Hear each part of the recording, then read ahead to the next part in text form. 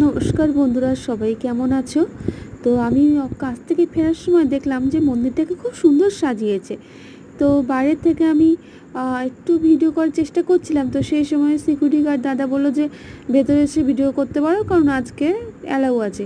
হ্যাঁ, ওই মন্দিরে ফোন দিয়ে ফটো তোলা বা ভিডিও করা নিষিদ্ধ আছে।